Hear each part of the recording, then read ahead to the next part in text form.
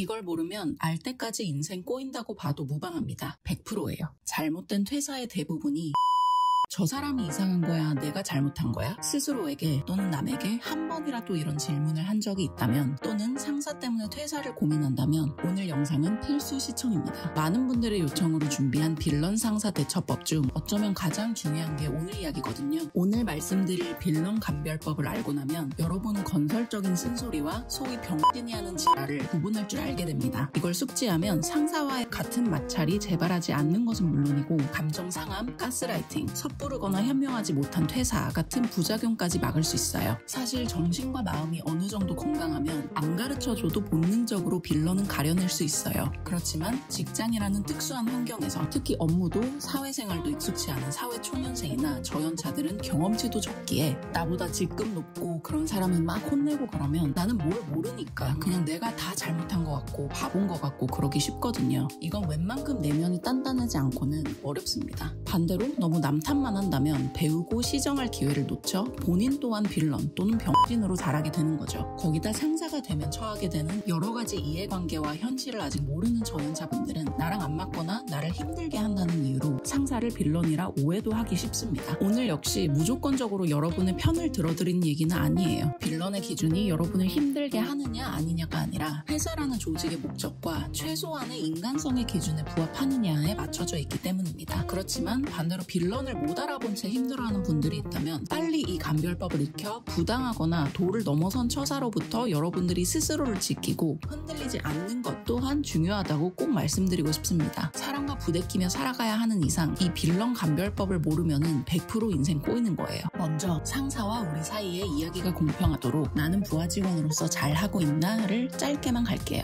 의무는 다하고 비판을 해야겠죠. 크게는 근태, 인사, 사칙 지키기 같은 직장에서의 아주 필요 최소한의 기본은 잘 지키고 있는가와 아무리 마음에 안 들더라도 상사를 업무적으로 상사 대접해주는가로 나뉩니다. 업무적으로 상사를 상사 대접해준다는 것은 일단 지시한 업무는 하고 한 번 지적받은 건 다시 안 하려 노력하고 오고 라인을 지켜가면서 하는 것들이에요. 아무리 상사가 여러분들 딴은 틀린 것 같고 병신 같아도 시킨 일을 안 한다든지 승인이나 보고를 건너뛰는 것은 근본입니다. 이건 상황을 막론하고 정말 기본 중에 기본이기에 안 지키는 분은 없으시죠? 그렇다면 빌런 감별법 바로 가겠습니다. 0번째는 그 사람과 여러분이 속한 조직 특성을 보라는 것입니다. 여러 가지 이유로 조직 분위기 또는 상하관계가 소위 빡센 업계, 업종 또는 직무들이 있어요. 예를 들어 생명이나 안전, 보안을 다루는 실수를 용납할 수 없는 업종 등 일의 특수성 때문에 그런 경우가 있고 그냥 잘못된 관행이나 전통 때문에 빌런들이 활개치고 다니는 조직들도 있어요. 이럴 때에는 상사 개인을 판단하기에 앞서 이런 조직을 내가 받아들일 수 있는가를 우선적으로 고려해야 합니다. 그렇기 때문에 지금부터 남은 4가지 빌런 감별법은 저런 특수한 조직 상황이 아닌 대부분의 일반적인 회사의 경우라는 가정하에 말씀드릴게요. 그리고 이 가이드는 상사의 한두 가지 행동이 아닌 전반적인 경향성을 판단할 때 활용하세요. 이런 행동들을 한 번이라도 했으면 빌런이란 얘기가 아니라 충분히 관찰을 한 뒤 종합적으로 내린 결론이 이 감별법에 해당하는지를 보시라는 말씀입니다. 첫 번째는 상사의 능력을 감별하는 겁니다. 성과를 내고 있는가, 모임이나 동아리가 아니고 회사이기 때문에 사실 가장 중요한 건 그 사람이 성과로 실제로 기여를 하고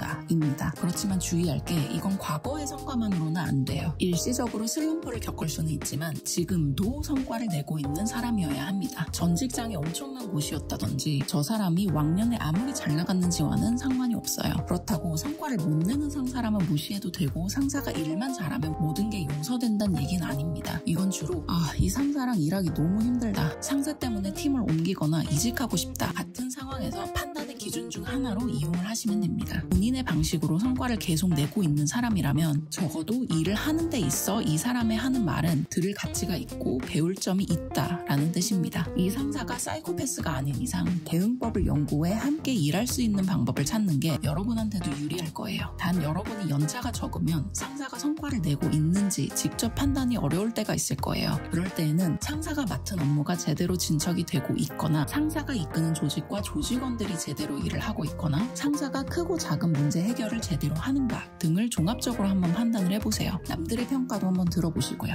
두 번째는 상사의 의도를 감별하는 것입니다. 문제 해결을 위한 지랄인가, 지랄을 위한 지랄인가. 먼저 여러분, 좀 기분 나쁘더라도 이거 하나는 관대하게 그러려니 해줍시다. 상사가 매 순간 여러분에게 말을 예쁘게 할 수는 없어요. 더군다나 부정적인 피드백을 해야 될 때면 화내거나 짜증내는 사람 많습니다. 물론 듣기 싫고 보기도 싫지만요. 그래서 그냥 상사는 지랄을 하는 존재구나 하고 생각을 해버리는 게 여러분 마음이 훨씬 편할 거예요.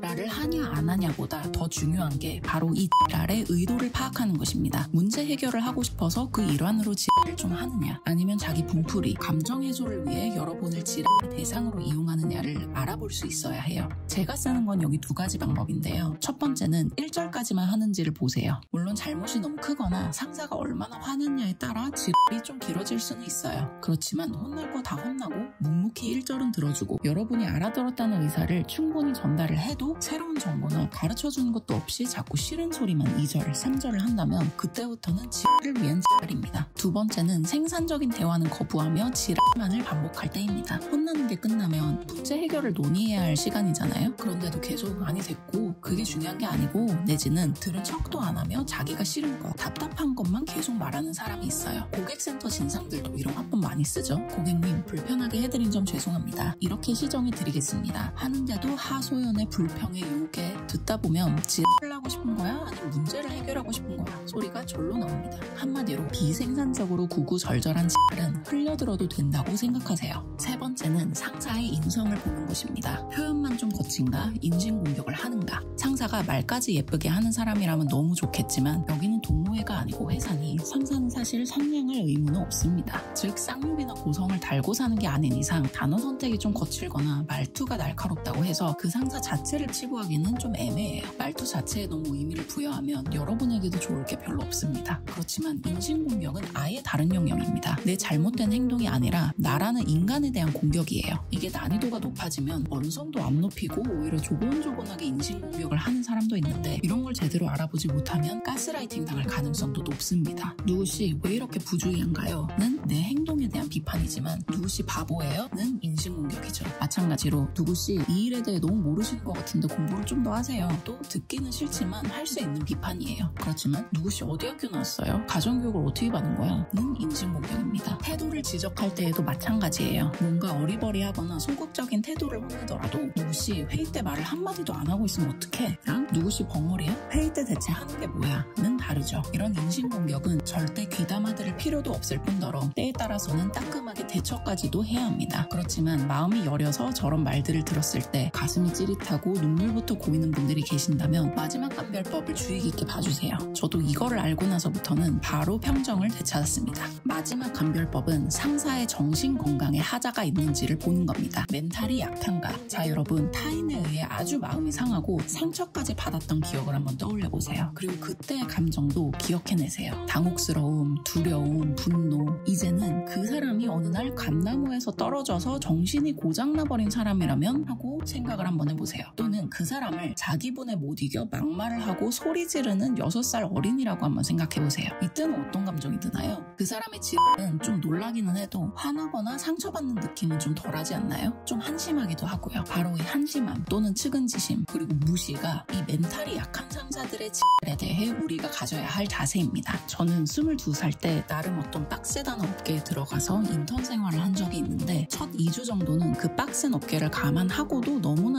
지랄 맞은 사수 때문에 굉장히 스트레스를 받았어요. 잘못한 것에 비해 남들이 쳐다볼 정도로 너무나 크게 소리 지르면서 화를 내고 감정 기복도 심하고 본인이 수틀릴 때는 저의 출신 학교까지 들먹이며 창피를 주던 사람이었어요. 제가 이거를 아버지한테 상담하니까 바로 한마디를 물으시더라고요. 그 사람 제대로 인정받고는 다니냐? 그때부터 유심히 그 사수를 관찰했고 강약 약강의 비굴한 성격과 심한 기분파에 결정적으로는 업무적으로 인정을 못 받아 열등감이 심한 사람이라는 걸 알았습니다. 한마디로 인격과 멘탈에 하자가 있는 사람이었죠. 그때부터는 비슷한 지랄이나 인신공격을 해도 그냥 무시할 수 있었습니다. 정신이 아픈 사람이니까 아픈 말과 행동을 하는구나 이렇게 생각을 했거든요. 사실 상대의 멘탈을 그렇게까지 유심히 볼 필요도 없는 게 인신공격, 지랄 위한 말 같은 비생산적인 은 멘탈이 건강하거나 성숙한 사람은 잘 하지 않습니다. 할 필요가 없거든요. 멘탈 강자들은 두려움이나 꼬인 게 별로 없고 따라서 저런 행동을 하며 희열을 얻거나 해소할 응어리 같은 것도 잘 없어요. 반면에 멘탈이 약하면 두려움과 불신, 피해의식이 있고 감정 조절 능력은 떨어집니다. 쓸데없는 자기 방어와 공격, 그리고 숨길 수 없는 마치 악취 같은 분풀이가 나타납니다. 그러니 인신공격이나 도를 넘어선 막말, 상습적인 를 하면 하자 있는 인간이 티를 내는구나 하고 업무적인 피드백만 취하고 지랄 싹 무시하세요. 오히려 경각심을 가지고 주의 깊게 들어야 할 거는 멘탈이 약하지 않은 상사가 지랄을 동반하지 않은 따끔한 피드백을 할 때예요. 감정적으로 내뱉는 게 아니라 꼭 필요한 말만을 간결하고 신중하게 하는 사람들이기 때문에 그 사람들이 하는 말은 진짜라서가 많거든요. 흔하게 관찰되는 약한 멘탈의 특징은 이런 것들이 있습니다. 열등감, 자격지심, 심한 감정기복, 일희일비, 감정적인 일처리, 피해의식, 남 눈치를 심하게 보는 것, 강약, 약각, 미움받는 걸 못 견디는 것, 주변 상황에 잘 휩쓸리는 것, 상습적인 멘탈. 그런데 여러분, 만약에 비생산적인 이 감지가 되는데 상사의 멘탈이 약하지 않다면, 즉 어떤 두려움이나 결핍에서 오는 과잉의 질환이 아닌 것 같다면 그 사람은 사이코패스이거나 여러분을 아주 만만하게 보고 있을 가능성이 있습니다. 이건 별도 영상에서 좀 더 자세히 다뤄드릴게요. 자, 이렇게 빌런을 감별하는 5가지 기준을 알려드렸는데 이 기준에 의해서도 여러분의 상사는 빌런인가요? 또는 현재 여러분과 그냥 안 맞는 사람인가요? 그리고 만약에 상사가 진짜로 빌런의 병신이라면 이제는 어떻게 해야 할까요? 회사는 일반적인 인간관계와는 다릅니다. 따라서 내 상사가 병신이더라도 손쉽게 제끼거나 손절할 수도 없을 거예요. 이제부터는 이들을 어떻게 다루어야 나의 커리어와 정신건강에 최대한 유리할지 그 방법을 고민할 때입니다. 유형별 대처법은 후속 영상들을 통해 준비하고 있으니 놓치지 않도록 구독과 알람 설정도 부탁드리겠습니다. 영상을 다 보신 후에도 궁금한 게 있으신 분들은 댓글로 남겨주시면 답글 또는 다음 영상으로 최대한 도움을 드릴 수 있도록 하겠습니다. 그럼 지금까지 삽질 없이 성장하는 직장 생활을 위한 지름길, 직장 공략집이었습니다. 감사합니다.